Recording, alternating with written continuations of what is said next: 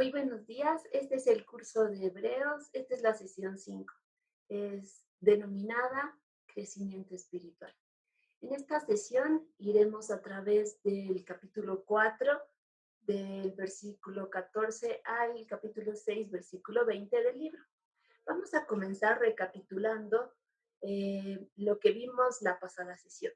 La pasada sesión comprendió el capítulo 3 al capítulo 4:13 del libro de Hebreos, y en la misma vislumbramos cómo a través del Antiguo Testamento la salida de Egipto y el ingreso a la tierra prometida por el pueblo de Israel es una sombra profética del caminar del creyente. Pues a la verdad, así como Israel salió del cautiverio de Egipto, nosotros salimos del cautiverio del pecado y participamos en la liberación del mismo por medio del sacrificio y la resurrección de Cristo. Y al igual que Israel en el desierto se conducía rumbo a la tierra prometida, como creyentes, a partir de la cruz de Cristo encontramos un peregrinaje rumbo a poseer nuestra herencia de ingresar a la nueva creación de Dios, la cual tendrá lugar en el tiempo de la restauración de todas las cosas, cuando cielos y tierra sean reunidos una vez más en Jesucristo. Por tanto, la amonestación con la cual acabábamos este capítulo era: por tanto, si todavía permanece la promesa de entrar en el descanso del Señor, de entrar en este llamamiento celestial del establecimiento del reino inconmovible de Jesucristo, recibamos la amonestación de aferrarnos a la confesión de nuestra fe y prestemos mucha atención a las palabras de nuestro sumo sacerdote, para que fe sea añadida a este escuchar sus palabras para la preservación de nuestra alma. Ahora bien, ya ingresando en la presente sesión, denominada el crecimiento espiritual, es totalmente proporcional el crecimiento espiritual de un creyente al hecho de poder permanecer firme en la confesión de nuestra fe, que es Cristo Jesús. Para esto vamos a comenzar leyendo el capítulo 4 del versículo 14 al 15. Y la Reina Valera nos dice: por tanto, teniendo un gran sumo sacerdote que traspasó los cielos, Jesús, el Hijo de Dios, retengamos nuestra profesión, porque no tenemos un sumo sacerdote que no pueda compadecerse de nuestras debilidades, sino que uno que fue tentado en todo, según nuestra semejanza, pero sin pecado. Acerquémonos pues confiadamente al trono de la gracia para alcanzar misericordia y hallar gracia para el oportuno socorro. En tanto, leíamos el versículo 11 del capítulo 4, que nos instaba a procurar ingresar en el reposo del Señor, porque esta promesa permanece firme aún para nosotros. Los versículos 14 y 15 nos dicen por qué es que nosotros podemos permanecer firmes y retener la confesión de nuestra fe en Jesucristo. Y a partir de que podemos permanecer firmes en esta fe inconmovible en Jesucristo, ver cumplida la redención en el día que se ha instaurado el reino de Jesucristo. Y las razones por las cuales podemos permanecer firmes son citadas a continuación. Primeramente, porque Jesucristo traspasó los cielos. Su sacrificio, el sacrificio de Cristo, no fue presentado únicamente en el tabernáculo terrenal.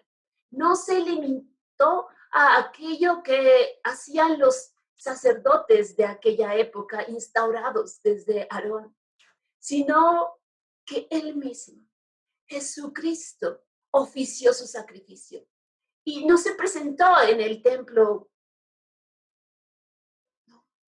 Él se presentó en el tabernáculo celestial, del cual toma tipo y sombra el terrenal.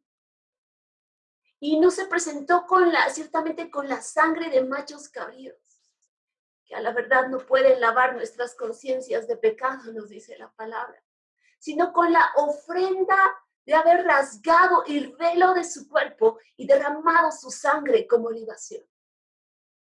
Por tanto, podemos, tú y yo, retener la confesión de nuestra fe, pues esta ha sido dictada por el sacrificio más perfecto, consumado en Cristo Jesús. Y es por su sangre derramada que hoy tenemos un pacto más excelente para la liberación de pecados, porque el precio ha sido pagado, su sangre ha sido derramada. Número 2, porque podemos mantenernos firmes en la confesión de nuestra fe, porque tenemos un mediador que puede compadecerse de nosotros, quien como hombre había sido tentado en todo, pero fue hallado sin pecado, como el Cordero perfecto. Y porque fue hallado sin mancha, como quien no tiene relación alguna con el pecado, la muerte no pudo retenerlo. Y fue por medio de sufrir la muerte que vino a liberar a aquellos que habitaban en tiniebla de sombra de muerte. Únicamente aquel que sin pecado pudo satisfacer el requerimiento de la perfección. Y en su resurrección nos llamó a resurrección. Esta es nuestra esperanza, que Él ciertamente no dejará que sus santos, nosotros, veamos corrupción, sino que al sonar de la séptima trompeta, los muertos en Cristo resucitarán primero, y aquellos que continúen con vida serán transformados en cuerpos glorificados para poder habitar en su presencia por siempre. Primera de Tesalonicenses 14, 1 al 18 nos cita esto. Nosotros entraremos en la gloria por la cual nuestro espíritu aún gime en nosotros. Romanos 8, 23. Nos dice que ciertamente el espíritu de adopción gime en nosotros por ver y la redención de nuestros cuerpos, porque sea completada nuestra adopción por el Padre. Segunda de Corintios 5 nos dice que un día esta carpa terrenal será vestida de inmortalidad. Esto corruptible será vestido de incorruptibilidad. Y porque la esperanza no avergüenza, hermano, porque la esperanza no avergüenza, tú y yo podemos aferrarnos firmes a la confesión de nuestra fe en nuestro Redentor Jesucristo y en la gloria venidera de su retorno. Y por ambas cosas, porque Jesucristo traspasó los cielos con un sacrificio perfecto y porque Él puede compadecerse de nosotros, hoy tú y yo podemos acercarnos con confianza al trono del soberano en la gracia conferida por Cristo Jesús en su sacrificio. Y al acercarnos a este trono de gracia, tú y yo podemos obtener dos cosas. Recibir misericordia para la liberación de nuestros pecados, con el fin de entrar en una relación correcta con Dios. Y dos, hallar ayuda en medio de las tentaciones del diario vivir. Es decir, tenemos redención no únicamente para el día donde el mayor milagro es efectuado en nuestras vidas, que claramente es cuando tú y yo venimos a salvación, por la confesión de nuestros pecados y por la aceptación de su sacrificio como la propiciación por los mismos. Y además, tenemos redención para el día a día por Cristo Jesús, quien puede compadecerse de nosotros y está pronto a socorrernos en medio de las tentaciones diarias del continuo caminar en este peregrinaje, por medio de su Espíritu en nosotros, por medio de aquel ayudador, aquel paracleto que ha sido derramado en nuestros corazones y nos conduce y nos lleva a la perfección hasta el día de la venida de Cristo Jesús. Una de las palabras clave aquí en este versículo es confianza. Romanos 5:6 nos dice, porque cuando éramos pecadores, ciertamente Cristo murió por nosotros. Y algo que es de destacar en este pasaje, y algo que se acentúa en nuestra fe, es que Jesucristo es confiable. La cruz del Calvario nos lo ha demostrado. Es en ella que tú y yo podemos conocer las verdaderas intenciones del corazón de Dios para con nosotros. Y ciertamente debemos reconocer que tú y yo nunca, escúchame bien, nunca sabíamos cómo se veía si no fuera por Dios hombre colgado en un madero, con los brazos abiertos y el corazón expuesto. Y aún así, cuando este evangelio es la más grande proclamación de lo que amor significa, este evangelio es locura para muchos, pero para nosotros, ciertamente, poder y sabiduría de Dios. Poder y sabiduría que nos lleva a la herencia de un reino inconmovible y la participación de eternidad con Jesucristo.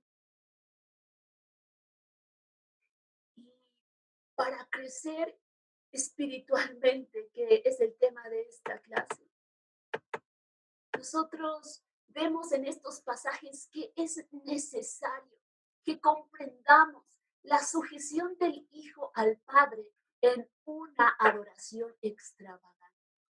Cuando en su oficio de sumo sacerdote presentó la ofrenda de su vida.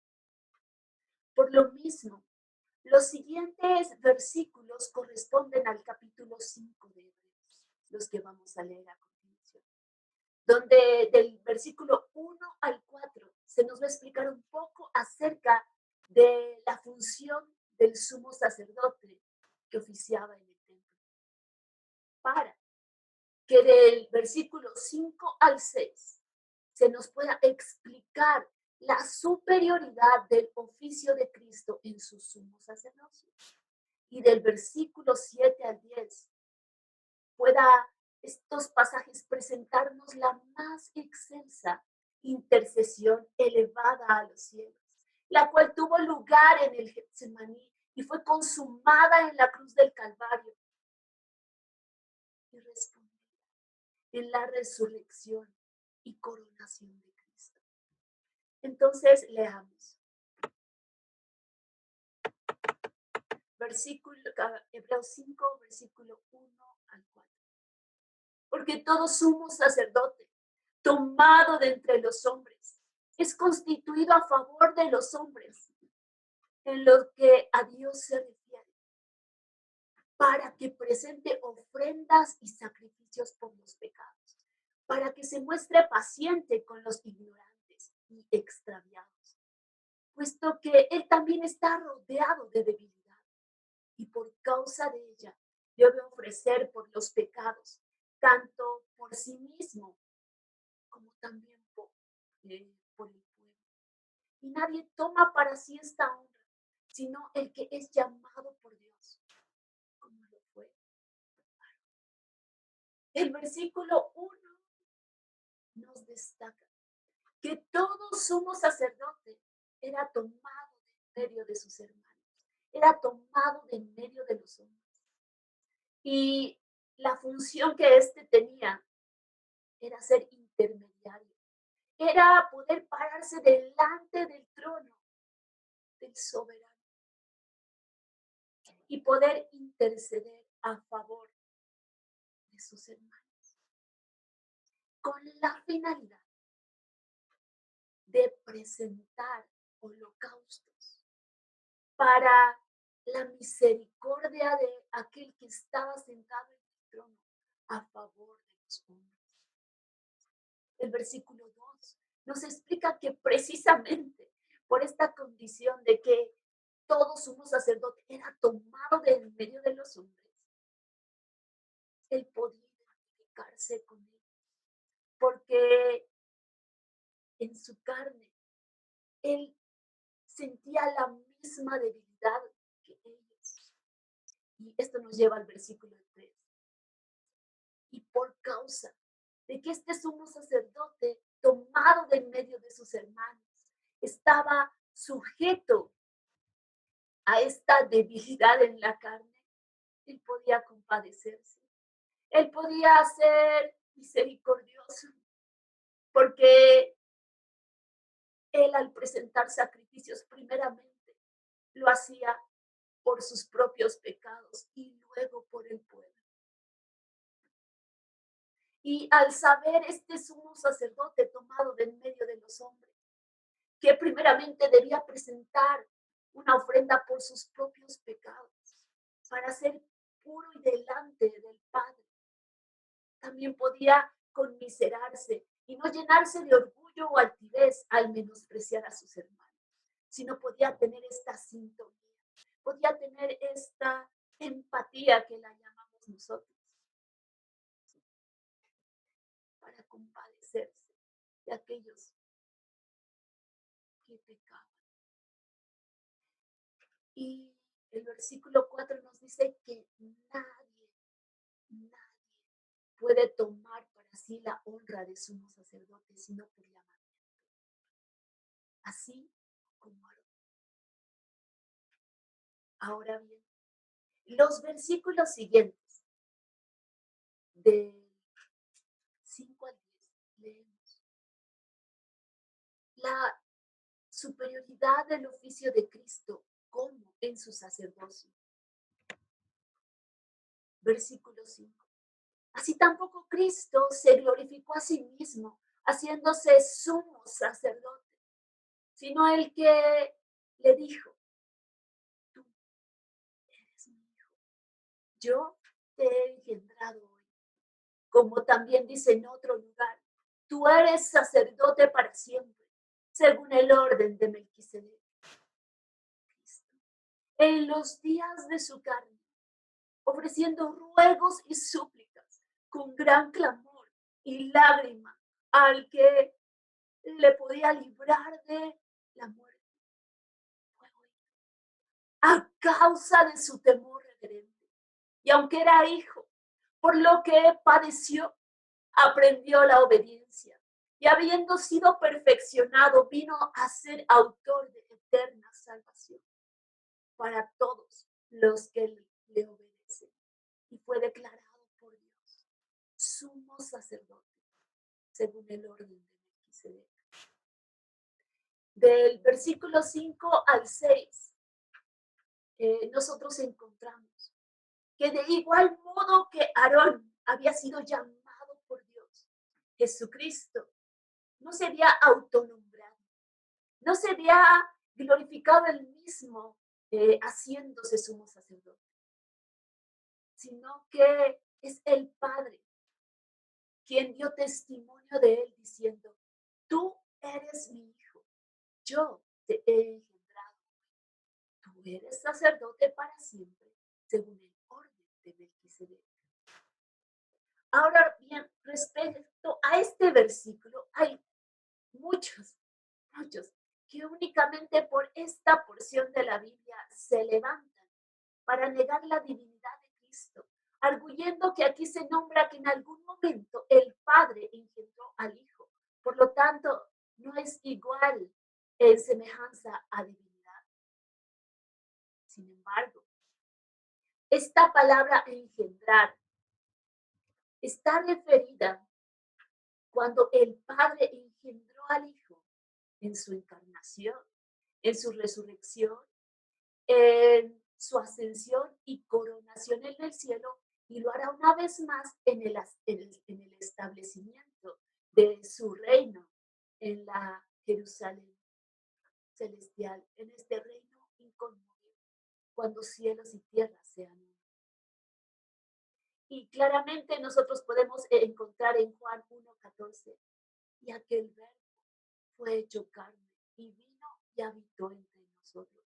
Mateo 1:19 al 21 nos habla acerca de que José, perturbado por lo que había acontecido con María, él pensó en su secreto, en lo secreto de su corazón, que iba a repudiarla, pero no iba a hacerlo de forma pública, pues era un hombre temeroso de Dios. Entonces recibe una visitación angelical en sueños, la cual le dice, no temas tomar a María por mujer, pues lo que en ella ha sido engendrado es del Espíritu Santo. Claramente después, nosotros vemos también que esta palabra engendrar está referida a la resurrección de Cristo, porque leemos en Romanos 1:24 y en Hechos 13:33 que el Padre vindica públicamente a Jesucristo como su Hijo al engendrarlo a partir del poder de la resurrección de entre los muertos. ¿Sí? La palabra nos dice que Jesucristo es el primogénito de entre los muertos. Y una vez esté tomado de entre los muertos, es sentado a la diestra del Padre y proclamado Rey y Señor como Hijo suyo. Y es en el mismo poder y gloria que tuvo antes de la fundación del mundo, que ahora Cristo una vez más está sostenido a la diestra del Padre en majestad y gloria. Juan 17:5 nos dice, en medio de esta intercesión sacerdotal en el Getsemaní, el Hijo le dice al Padre, ahora pues, Padre, glorifícame al lado tuyo, con aquella gloria que tuve antes de la fundación del mundo. Y es en medio de la oración en la cual el Hijo le está diciendo al Padre que Él ha llevado a cabalidad el cumplimiento de sus propósitos, que se acerca la hora en la cual Él sabe que una vez más va a poseer la gloria, aquella que tuvo desde antes de la fundación del mundo. Y esta es la gloria que Él anhela que tú y yo vislumbremos en su rostro. Pues claramente en esta misma oración, el versículo 24 de Juan 17 nos dice que el Hijo le pide al Padre, Padre, deseo que aquellos que me has dado estén conmigo para que vean mi gloria, porque me has amado antes de la fundación del mundo.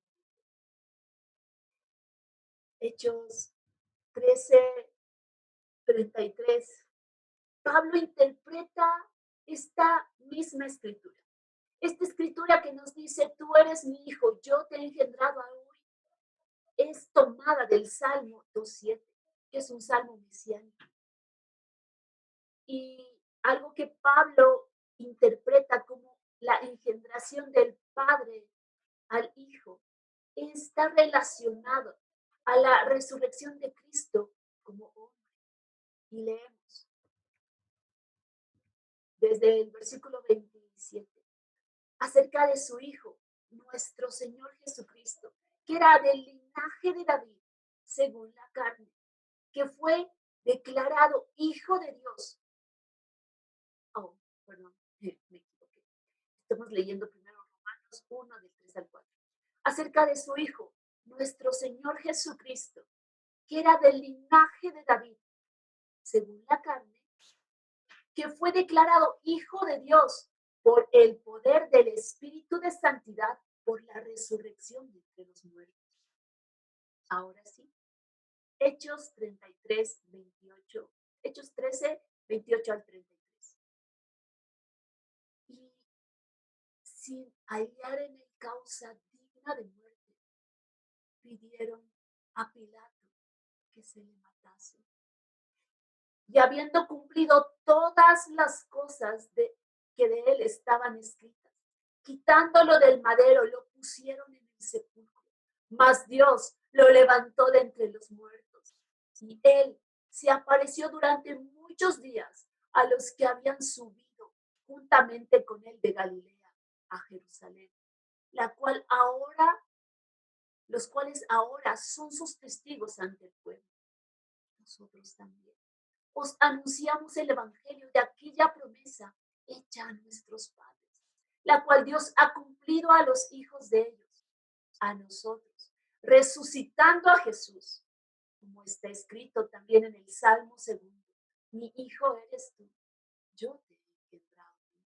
Y una vez más, vemos a través de estos pasajes que el Hijo ha sido engendrado por el Padre en su resurrección, vindicando así, manifestando así a favor del Hijo, que éste tiene su misma esencia, una vida indestructible, pues es aquel ser existente que estuvo, que está y que siempre estará. Es el alfa y la omega, el principio y el fin. En estos versículos entendemos que tanto el sacerdocio de Leví y la intervención, que en estos versículos que acabamos de leer, nosotros podemos entender que el sacerdocio de Leví no era perfecto, ya que por medio de la intervención de la muerte era necesario que el sacerdocio sea traspasado. Y el sacerdocio, a la verdad, fue traspasado de Aarón a sus descendientes, dado que cuando Aarón muere, es instituido Eleazar, su hijo. Cuando Eleazar muere, es instaurado Fines, su hijo, y así sucesivamente.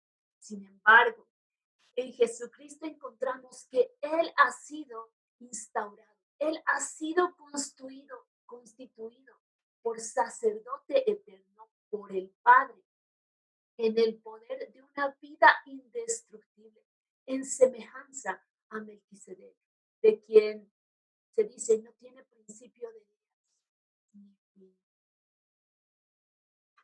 De estas características del sacerdocio de Melquisedec vamos a ver a mayor detalle en la siguiente sesión. Pues en esta siguiente sesión tomaremos los capítulos 7 al 10 para ver el sumo sacerdocio de Jesucristo, la superioridad de su sacrificio, la superioridad de la instauración del nuevo pacto a partir del derramamiento de su sangre. Entonces, continuemos. Del versículo 7 al 10 del presente capítulo 5, nosotros vemos que la más excelsa intercesión es elevada a los cielos. El clamor más alto y el deseo más sublime que la creación jamás ha podido escuchar tiene lugar en el Getsemaní y es consumado en la cruz del Calvario. Y es absolutamente este clamor respondido en la resurrección y coronación de Cristo como Rey de Reyes y Señor de Señores. Leemos entonces: y Cristo, en los días de su carne, ofreciendo ruegos y súplicas con gran clamor y lágrimas al que le podía librar de la muerte, fue oído a causa de su temor reverente. Y aunque era hijo, por lo que padeció, aprendió la obediencia. Y habiendo sido perfeccionado, vino a ser autor de eterna salvación para todos los que le obedecen. Y fue declarado por Dios sumo sacerdote según el orden de Melquisedec. La figura de Cristo en los días de su carne, ofreciendo ruegos y súplicas a aquel que podía librarlo de la muerte, claramente es dada en el Getsemaní. Lucas 22:44 nos dice, y estando en agonía, oraba más intensamente, y era su sudor como grandes gotas de sangre que caían hasta la tierra. A la verdad, muchas veces nosotros limitamos la súplica de Jesucristo relacionada al quebrantamiento físico que iba a experimentar en la cruz del Calvario, sin que podamos vislumbrar el dolor desgarrador del corazón de Jesucristo, aquello que estaba atormentando su espíritu. Era el enfrentar por primera vez la separación del Padre. Mateo 27:46 nos dice que uno de los clamores, y yo pienso que el más intenso en la cruz del Calvario, fueron las palabras de Jesucristo diciendo, Eli, Eli, lama sabachthani, Padre, Padre, ¿por qué me has abandonado? Y aunque vemos a Jesucristo participar de la cruz,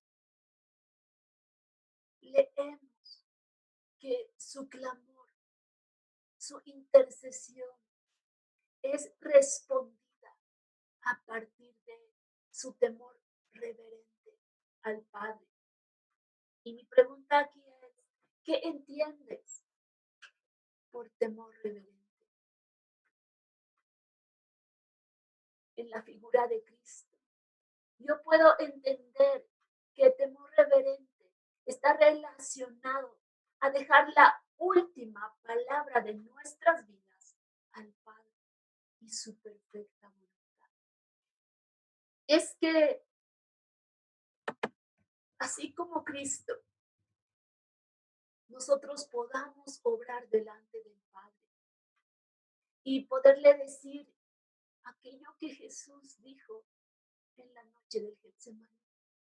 Si quieres, pasa de mí esta copa. Si hay otro camino, Padre, de evitar esta separación de tu persona, que se ha hecho, pero no se haga mi deseo, sino la voluntad tuya. Y este es el temor reverente de Jesucristo. Juan 18:11 nos habla del momento en que vienen la guardia del templo a prender a Jesús. Y rápidamente Pedro toma un cuchillo y corta la oreja de uno de los guardias de la seguridad del templo. Y Jesucristo le dice, basta, Pedro, ¿acaso la copa que me ha dado el Padre no la he de beber? ¿Acaso la voluntad y el deseo del Padre no va a ser hallado en mí también? Y la verdad es que en Jesucristo nosotros podemos encontrar el mismo deseo que habitaba en el corazón del Padre. Y si bien llama mucho mi atención, el siguiente versículo que acompaña este contexto nos dice, y aunque era hijo, por lo que padeció aprendió obediencia. Yo puedo entender que Dios, hecho hombre, Jesucristo, hallado perfecto, sin pecado, me pregunto a qué se refiere este versículo. Aunque era hijo, por lo que padeció, aprendió obediencia. Y voy a partir de la conexión de esta frase que dice, aunque era hijo, por lo que padeció, aprendió obediencia, por lo que padeció. ¿Qué es aquello que Jesucristo padeció? Jesucristo, la vida en la cruz del Calvario. Además de experimentar la separación del Padre en la cruz del Calvario, fue requerido que la vida muriese. La más grande contradicción debía suscitarse para manifestar luz al pueblo que habitaba en tiniebla de sombra de muerte. Juan 1, 3 al 4. En él estaba la vida, y la vida era la luz de los hombres. La luz en las tinieblas resplandece, y las tinieblas no prevalecieron contra ella. Pregunto, ¿cómo la vida iba a manifestar luz? En su resurrección.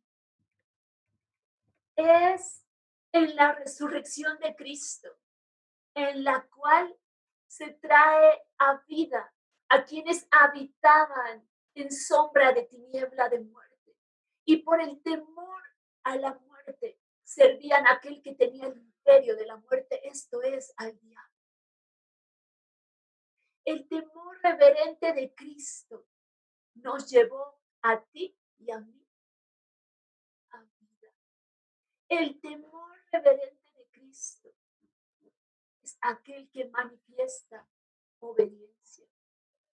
Y no la obediencia de cualquier ser humano, creación de Dios, sino la obediencia de Dios a Dios.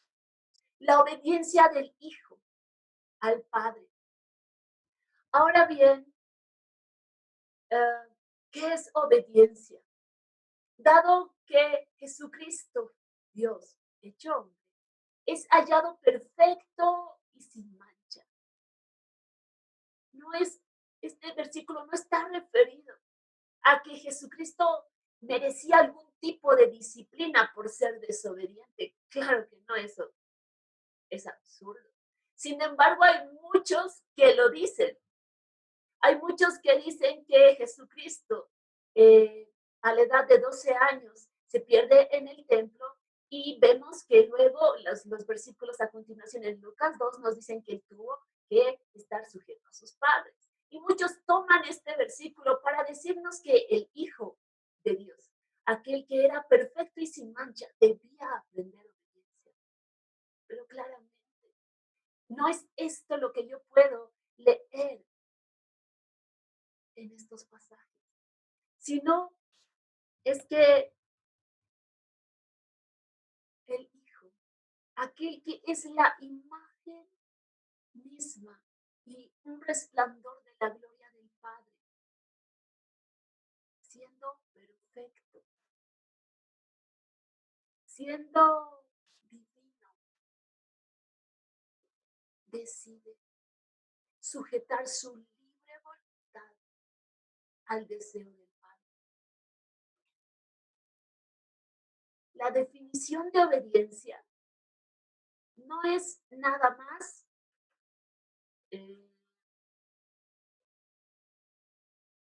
aquello que muchos de nosotros entendemos por lo contrario, que es desobediencia, sino la definición de obediencia en el diccionario nos dice la acción de acatar la voluntad de la persona que manda, o de lo que establece una norma, o de lo que ordena la ley.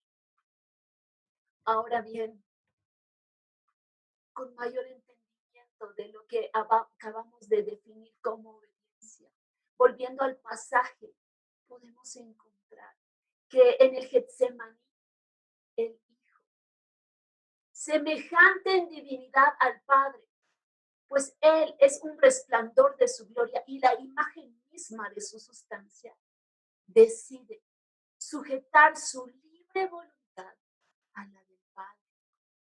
Sí.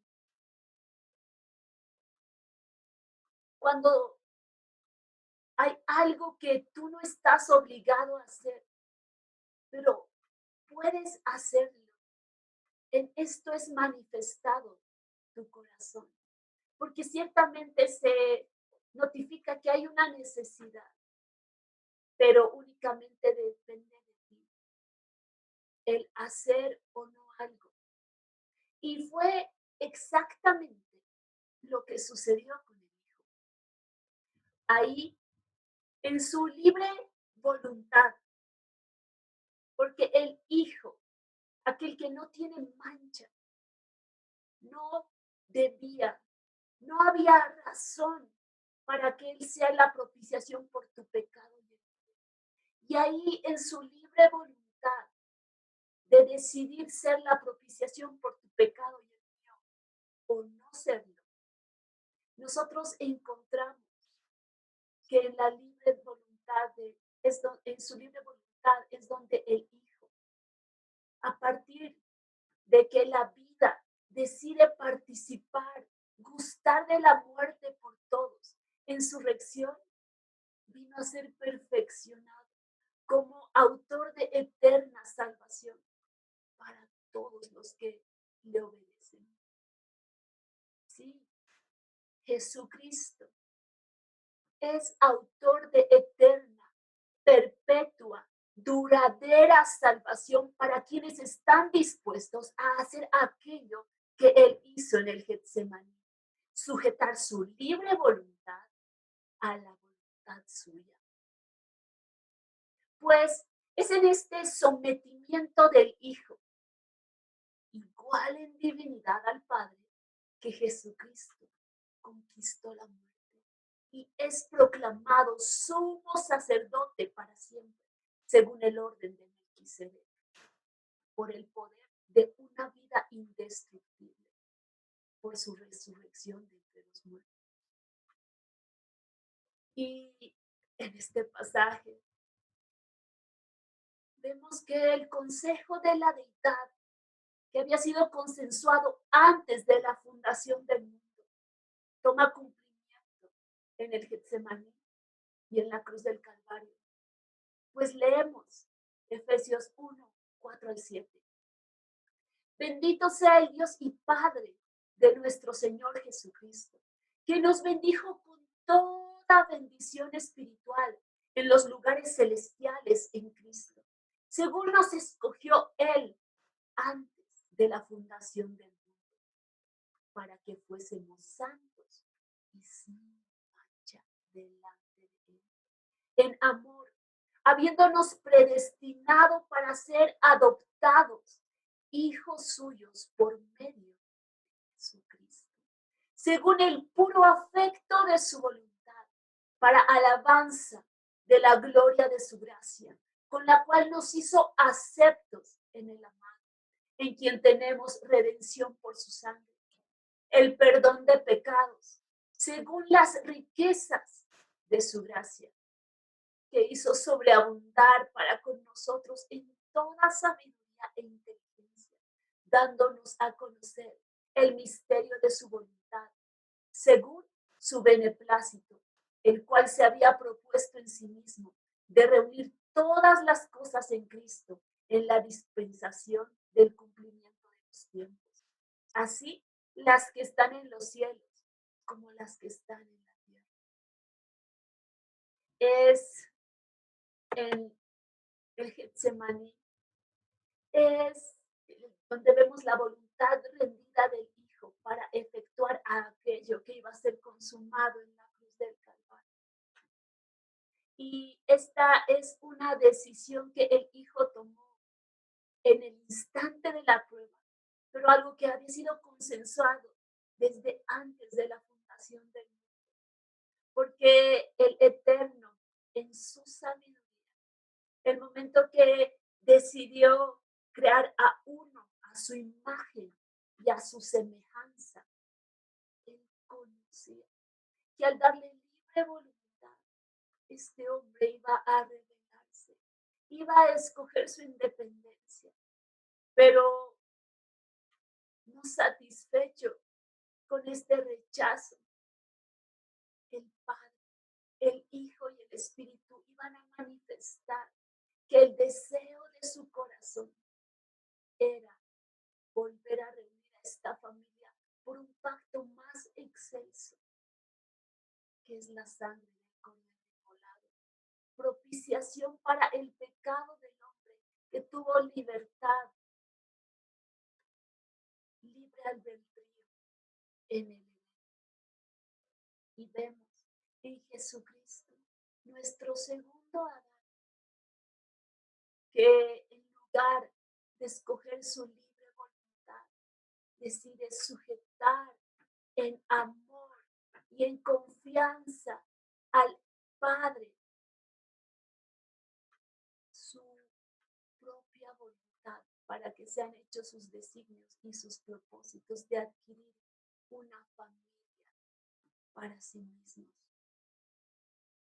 Es la obediencia del Hijo, la sujeción de su libre voluntad al Padre, aquello que debemos tú y yo contemplar para un crecimiento espiritual en nuestras vidas. Tú y yo somos invitados a madurez por aquello que conocemos en el corazón de Cristo, revelado en su sumisión al Padre. Por eso es que los siguientes versículos del libro de Hebreos, del capítulo 4, 11 al 14 y el capítulo 6, nosotros vemos un llamamiento a una madurez espiritual. Leamos entonces, versículo 11. Acerca de esto, tenemos mucho que decir y difícil de explicar, por cuanto os habéis hecho tardos para oír. ¿Qué es aquello de lo que el autor a los Hebreos tiene mucho que decir, bastante por desarrollar? Sin embargo, es difícil de explicar a aquellos que han endurecido su corazón y se han hecho tardos a obedecer. Y podemos conectar el versículo 11 con el versículo 10, que nos decía que Jesucristo fue instaurado sumo sacerdote por él, según el orden de Melquisedec. Y podemos entender que el sacerdocio de Cristo en semejanza al de Melquisedec eh, es un cántico tan excelso, es algo tan sublime que el autor a los Hebreos gustaría desarrollarlo tanto, pero como nosotros no estamos obedeciendo las cosas básicas, porque nosotros no estamos en fidelidad y estamos titubeando acerca de nuestra fe en Cristo por la persecución que necesitamos ser reafirmados una vez más en las convicciones de la confesión de nuestra fe. Por eso los versículos a continuación, 12 al 14, nos dice: porque debiendo ser ya maestros, después de tanto tiempo, tenéis necesidad de que se os vuelva a enseñar cuáles son los primeros rudimentos de las palabras de Dios. Y habéis llegado a ser tales que tenéis necesidad de leche y no de alimento sólido. Y todo aquel que participa de la leche es inexperto en la palabra de justicia, porque es niño. Pero el alimento sólido es para los que han alcanzado madurez, para los que por el uso tienen los sentidos ejercitados en el discernimiento del bien y del mal.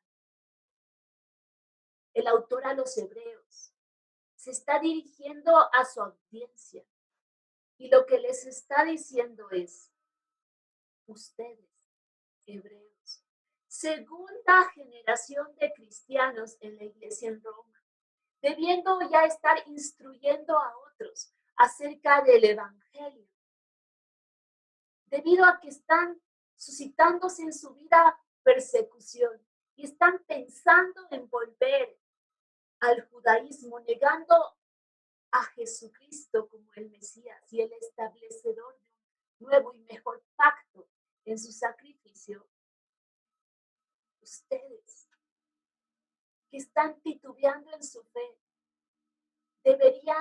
Él llama a estos, pero puesto que no están pensando en retroceder en la fe, es necesario que una vez más los cimientos de la fe en Cristo sean establecidos en sus corazones. ¿Cómo es posible esto? Nos dice el autor a los Hebreos. En lugar de que estén enseñando, ustedes hayan llegado a ser tales que necesitan ser instruidos a otros en el conocimiento de Jesucristo. Y en lugar de estar comiendo alimento sólido, digiriendo el sacerdocio de Cristo, su excelso oficio ahora mismo en los cielos, son necesitados de leche espiritual. Entonces, el autor de los Hebreos llega a esta conclusión y nos dice, esto ha acontecido. Esta necesidad de leche espiritual, del establecimiento de los cimientos de su fe, es requerido a ustedes hebreos, porque no han madurado en su fe.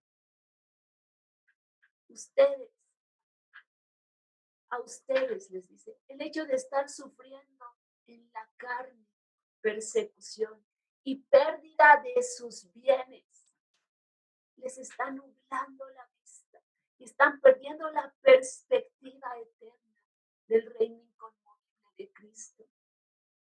Al punto que están a punto de negar su fe, no pudiendo perseverar en la verdad, pues claramente no están pudiendo discernir entre el bien y el mal, entre la vida y la muerte. Y es en este contexto que podemos ver que el ejercicio del discernimiento del bien y del mal, de la elección de la vida y la muerte, no está refiriéndose en esta porción a un discernimiento de espíritus, a un discernimiento de demonios.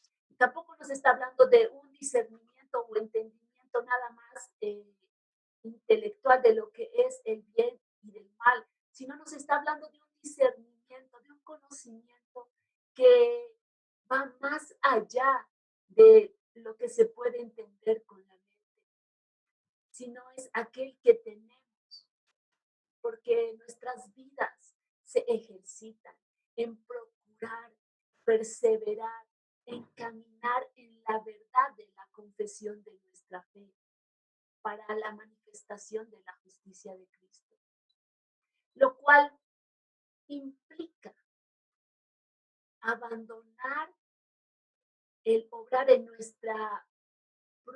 nuestro propio sentido de justicia, que siempre va a manifestar una vida en la carne y perseguir la justicia de Dios, la cual nos lleva a vivir el sermón del monte. Particularmente en este caso, la bienaventuranza de los que sufren persecución por causa del nombre de Jesucristo, porque de ellos es el reino de los cielos. Y en esto testificamos la veracidad de nuestro predicamento. Filipenses 1:27 al 28 nos habla acerca de que es en nuestras tribulaciones, es en nuestros padecimientos, cuando los abrazamos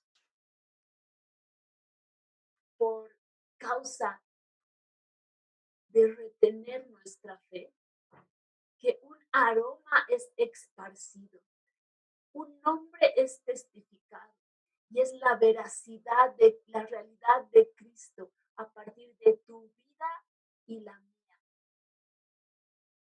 Son capaces de aferrar a quien es Cristo, aún en medio de las tribulaciones. Y esto es algo que conoce muy bien la iglesia perseguida. Esto es algo que conocieron los padres en la fe. Hebreos 11 nos dice que muchos eh, se negaron a recibir la liberación o el rescate por su liberación de prisión a causa de obtener mejor resurrección. Y hay algo que a ti y a mí nos va a instar a perseverar en la fe a pesar de la tribulación que puede ser ocasionada por carencia de dinero o ausencia de salud. Pero también nos va a ayudar a perseverar en la fe en medio de persecuciones. Cuando se ha requerido, demandado que para retener nuestras vidas, para tener 5, 10 minutos, un año, 20 años más de vida, neguemos la confesión de nuestra fe. Y es únicamente el conocer quién es Cristo que nos va a sustentar en este día. Es únicamente el conocer su sacrificio perfecto y el llamamiento celestial al cual estamos instados a participar, que nos va a hacer entender que hay un soberano sentado en el trono y el Hijo a su diestra, a quien ciertamente podremos ver y participar de una eternidad con ellos a partir de no negar el sacrificio consumado de Cristo en la cruz del Calvario por segundos, instantes de una vida terrenal. Filipenses 1, 27 al 29. Sobre todo, deben vivir como ciudadanos del cielo, comportándose de un modo digno de la buena noticia acerca de Cristo. Entonces, sea que vuelva a verlos o solamente tenga noticias de ustedes sobre que están firmes y unidos en un mismo espíritu y propósito, luchando juntos por la fe, es decir, la buena noticia. No se dejen intimidar por sus enemigos de ninguna manera. Eso les será por señal a ellos de que serán destruidos, mientras que ustedes serán salvos aún por Dios mismo. Pues a ustedes se les dio no solo el privilegio de confiar en Cristo, sino también el privilegio de sufrir por Él.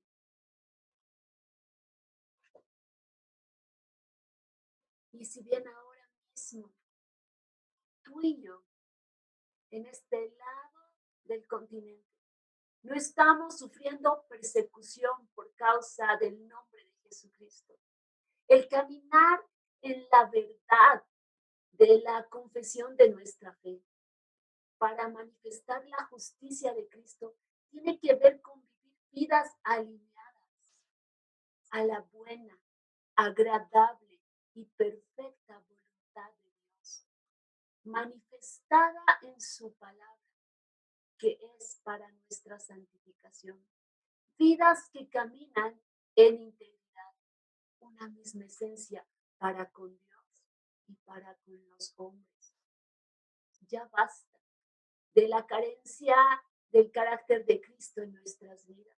Hermanos, es hora de que la luz de Cristo resplandezca en su iglesia, que la luz de Cristo brille en tu vida y la mía, para que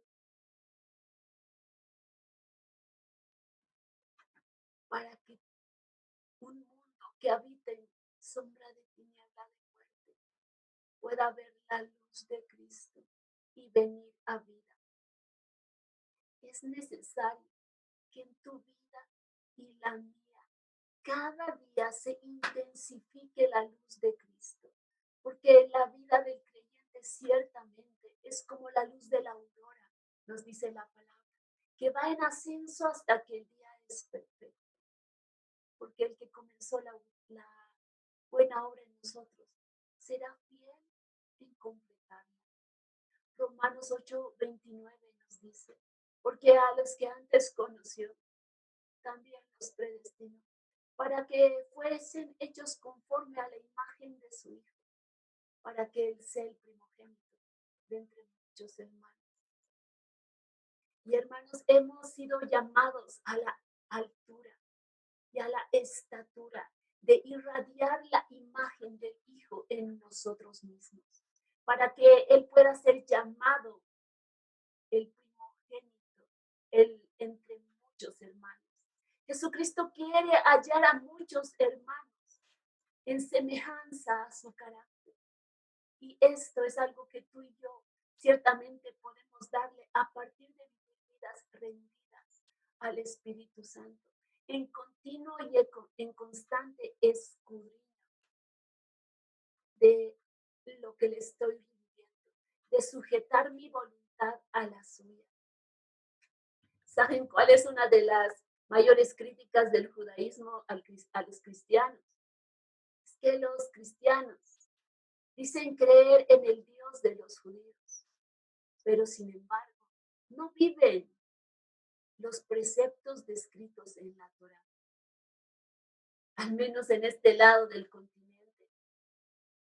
Es verdadero esta afirmación.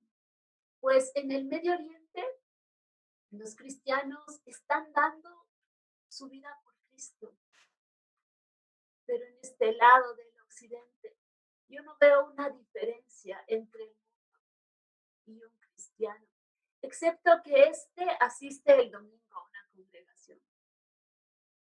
Pues las estadísticas nos muestran que el mismo nivel de divorcios, pornografía y problemas de madres solteras se suscitan dentro del pueblo cristiano cuando hemos sido llamados a manifestar la luz de Cristo.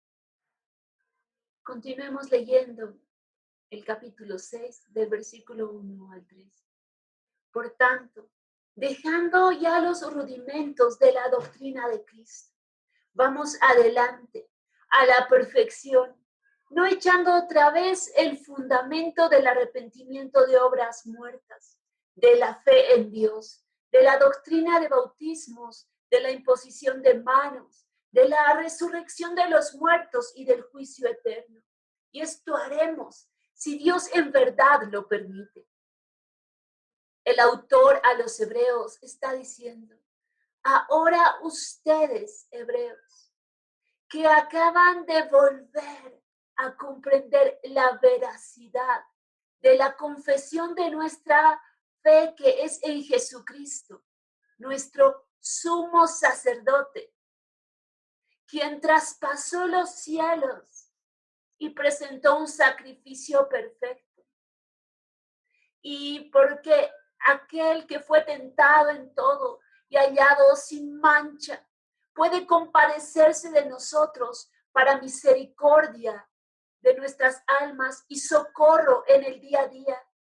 Damos por sentado que al entender esta obra perfecta del sacerdocio de Cristo, ustedes una vez más son afirmados en los fundamentos de la fe, que son el arrepentimiento de las obras muertas, de la fe en Dios, la doctrina de los bautismos, la imposición de manos, la resurrección de los muertos y el juicio eterno. Entonces, como en el sumo sacerdocio de Cristo, nosotros confesamos estos cimientos de la fe. Hebreos, dice el autor a los hebreos, prosigamos hacia la perfección. Continuemos el camino hacia ser hallados perfectos. ¿Y cuál es esta perfección? Sino aquella que es forjada en medio de tribulaciones y angustias. Porque nos demanda fidelidad a nuestra confesión de fe en Jesucristo para salvación eterna. Hermanos, hay algo que únicamente puede ser forjado en medio de las tribulaciones y circunstancias difíciles. Es una adoración extravagante, así como aquella que entregó Jesucristo en el Getsemaní, como los mártires en el Coliseo romano. Segunda Tesalonicenses del 1, de 4 al 5. Con orgullo les contamos a las demás iglesias de Dios acerca de la constancia y la fidelidad de ustedes en todas las persecuciones y privaciones que están sufriendo. Y Dios usará esta persecución para mostrar su justicia y para hacerlos dignos de su reino por el cual sufren. Apocalipsis 13, del 9 al 10 nos insta: el que tiene oídos para oír, que escuche y entienda.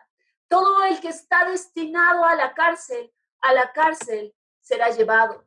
Todo el que está destinado a morir a espada, morirá a filo de espada. Esto significa que el pueblo de Dios tiene que soportar la persecución con paciencia y permanecer fiel. Apocalipsis 12, 11. Ellos le han vencido por medio de la sangre del Cordero y de la palabra del testimonio de ellos, y menospreciaron sus vidas hasta la muerte. Hay algo que nos habilita a vencer. Hay algo que nos habilita a ser hallados perfectos en el sacrificio de Cristo, pero en un alineamiento de la sujeción de nuestra voluntad a la suya. Y esta, sin lugar a dudas, es forjada mejor en persecución y tribulación. Pues nuestro éxito, hermanos, no está en ser fieles cuando todo va bien. Nuestro éxito, hermano, está en ser fieles, aun cuando esto implique no aferrarnos a nuestra vida hasta la muerte. No amar esta vida terrenal antes que a Cristo Jesús. A continuación de notificársenos que el camino a la perfección es el soportar las tribulaciones, encontramos una advertencia para que de ningún modo, a pesar de las mismas tribulaciones, retrocedamos y neguemos la confesión de nuestra fe en Cristo Jesús. Leamos entonces versículos 4 al 8, 4 al 6. Porque es imposible que a los que una vez fueron iluminados y gustaron del don celestial y fueron hechos partícipes del Espíritu Santo y asimismo gustaron de la buena palabra de Dios y los poderes del siglo venidero y recayeron, sean otra vez renovados para arrepentimiento, crucificando de nuevo para sí mismos al Hijo de Dios y exponiéndole a vituperio. Porque la tierra que bebe la lluvia, que muchas veces cae sobre ella, produce hierba provechosa a aquellos por los cuales es labrada. Recibe bendición de Dios. Pero la que produce espinos y abrojos es reprobada. Está próxima a ser maldecida y su fin es ser quemada. Claramente en estos versículos encontramos una advertencia contra el abandonar nuestra fe en Cristo, a lo cual llamamos apostasía.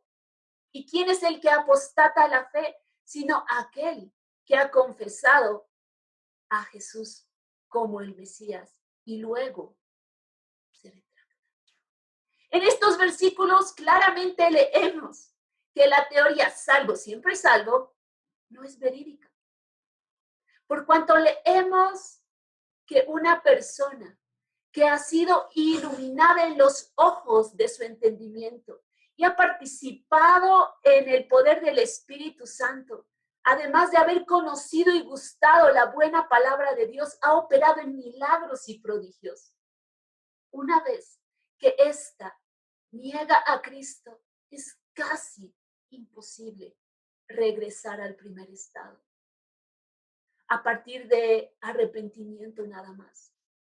Porque de ser así, hermanos, se estaría fomentando la práctica del someter a vituperios continuos a Cristo, haciendo así vana el sacrificio, haciendo así vano el derramamiento de su sangre y su sacrificio, tomando en poco el alto y supremo precio que ha sido pagado en la cruz del Calvario.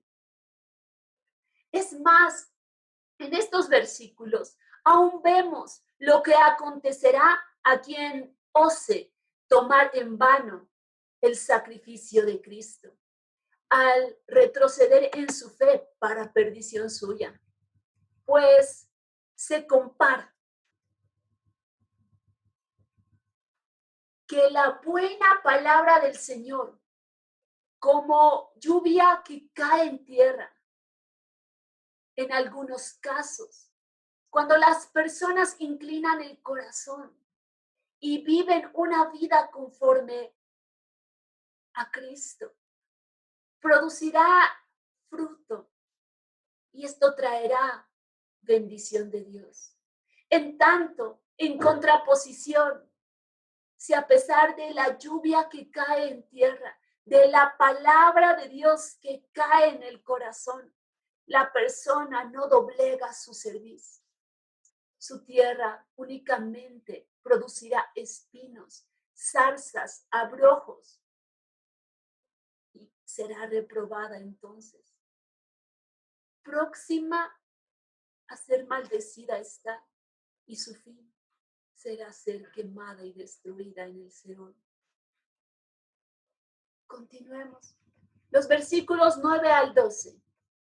Pero en cuanto a vosotros, oh amados, estamos persuadidos de cosas mejores y que pertenecen a la salvación, aunque hablamos así. Porque Dios no es injusto para olvidar vuestra obra y el trabajo de amor que habéis mostrado hacia su nombre, habiendo servido a los santos y sirviéndoles aún. Pero deseamos que cada uno de vosotros muestre la misma solicitud hasta el fin, para plena certeza de la esperanza, a fin de que no os hagáis perezosos, sino imitadores de aquellos que por la fe y la paciencia heredan las promesas.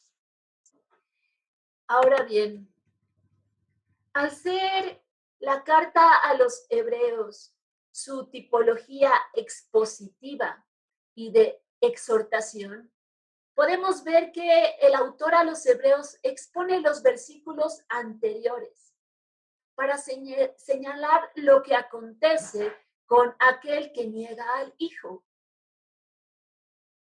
indicándonos que una vez que alguien retrocede a la fe y niega para sí mismo al Hijo, no hay más propiciación por los pecados. Porque teniendo la única manera de ser librados del cautiverio, de su prisión de sombra de muerte, rechazaron esta. Sin embargo, el autor a los hebreos también nos dice que en cuanto a los mismos hebreos, los destinatarios de esta fe, él está consciente de que a ellos, porque están, a pesar de la persecución, están perseverando en la fe, a pesar de haberse encontrado en esta línea delgada de titubear en ella, les esperan mejores recompensas tocantes a la salvación en Cristo Jesús. Porque ciertamente nos dice el Padre y el Hijo, no toman en poco el trabajo en la obra que han efectuado y la genuina devoción a su nombre, Jesucristo. Entonces Él insta y les dice, dado que esto es lo que acontece a quienes abandonan y niegan para sí el sacrificio del Hijo. Pero estoy seguro que no es así en ustedes, pues hallo en ustedes abundante fruto al servir diligentemente a los propósitos de Dios y a la expansión de su reino. Y en amor, perseverando la fe en Cristo, es que hacen todas estas cosas. Yo los insto, dice el autor a los hebreos, para que continúen trabajando solícitos, diligentes, en amor al Cordero inmolado perfecto, para preservar hasta el fin la salvación de vuestras almas. Y aquello que nos está diciendo el autor a los hebreos es que no permitamos que la pereza disminuya la diligencia de vivir una vida y una fe viva en Cristo Jesús. E imitemos a los patriarcas, nos dice, aquellos que por su fe y su paciencia heredaron las promesas, aquellos que por creer fueron capaces de esperar pacientemente lo que el Señor habló para sus vidas y recibieron ciertamente sus promesas. Este capítulo concluye del versículo 13 al 20 diciéndonos, porque cuando Dios hizo la promesa a Abraham, no pudiendo jurar por otro mayor, juró por sí mismo, diciendo, de cierto te bendeciré, con abundancia te multiplicaré grandemente. Y habiendo esperado con paciencia, alcanzó la promesa. Porque los hombres ciertamente juran por uno mayor que ellos. Y para ellos el fin de toda controversia es el juramento para confirmación. Por lo cual, queriendo Dios mostrar más abundantemente a los herederos de la promesa la inmutabilidad de su consejo, interpuso juramento, para que por dos cosas inmutables, en las cuales es imposible que Dios mienta, tengamos un fortísimo consuelo, los que hemos acudido para asirnos de la esperanza puesta delante de nosotros, la cual tenemos como segura y firme ancla del alma y penetra hasta dentro del velo, donde Jesús entró por nosotros como precursor, hecho sumo sacerdote para siempre, según el orden de Melquisedec. Ahora bien, la promesa a Abraham de ser benditos, la promesa de Abraham de heredar un reino inconmovible, fue perfeccionada por el juramento para confirmación del pleno cumplimiento de la palabra de Dios y el deseo de su voluntad. Y no habiendo uno superior a Dios mismo, la palabra nos dice que Dios juró por sí mismo, juró por su nombre. Esto es por su gloria que nos bendeciría, ciertamente.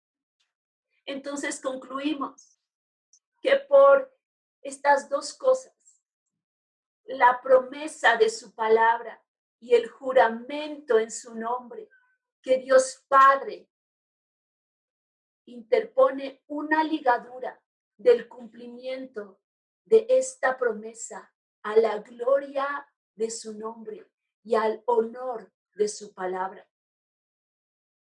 Esto, para que tú y yo tengamos certeza y fortísimo consuelo ciertamente en el corazón de que podemos confiar, de que podemos reposar y descansar en la esperanza